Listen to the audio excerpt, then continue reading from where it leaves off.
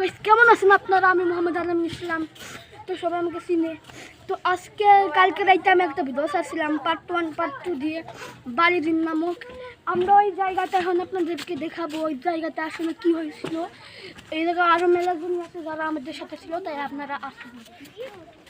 তো গাইস এইখান থেকে আমাদের ওই বইয়ের কারণটা শুরু হয়েছে। আমি আপনাদের কারো সামনে অনেক বালু উড়া ছিল আমার তো বলবে একেবারে সাথে সাথে উড়া হয়ে গেল। কি বের হয়েছে আপনারা আর একটু জুম করে দেখেন আমাদের পাশ থেকে, তাহলে করে দেখতে পারবেন এই জায়গায় একটা মায়ের একটা ছায়া, মানে মেয়েদের মতো একটা ছায়া এমন করেছিল। অনেক ভয়ানক পরিস্থিতি। আমরা যেহেতু আমাদের এই 5 দিন একটু এত ভয় পেয়ে গেছিলো, ওরা আর একটু আমরা থাকতাম তাহলে ওরা পজেসিভ করে নিতে পারতো। তারপর পার্ট 1-এ ওই জায়গাটায় আমাদের ক্যামেরাম্যান নাই, আগে যে ভিডিও করতেছিল নাই, ওকে ওই জায়গা কেমন থাপ্পড় মারলো, ও কইলো। তারপরে সিপাতের ঘর ওই তো বলছে প্রথমবারে ও মারছে, কিন্তু নাইম বলে 2টা থাপ্পড় পাইছে, 2টা থাপ্পড় মারছে।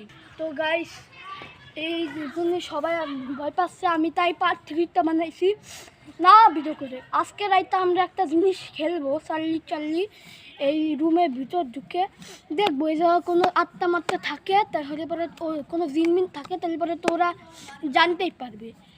তারপরে আমাদের অনেক মানুষ এখন এই জায়গায় আছে, দাঁড়া ছিল, ফারদিন আসছিল আমার পাশেই, সবাই ছিল। ঠিক আছে ফারদিন, তুমি কিছু বলবা? আগে এসো, কিছু দেখছিলা তুমি?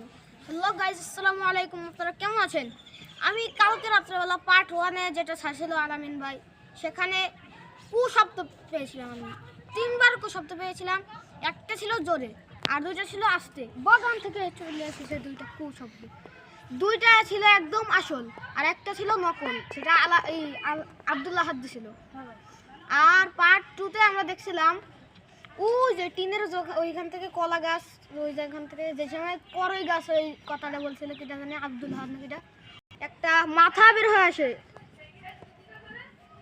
ওখান থেকে মাথা বের হয়ে আসে আর এখান থেকে কিভাবে একটা মেয়ের ছায়া এখান থেকে চলে যায় আর সাথে সাথে অদৃশ্য হয়ে যায়।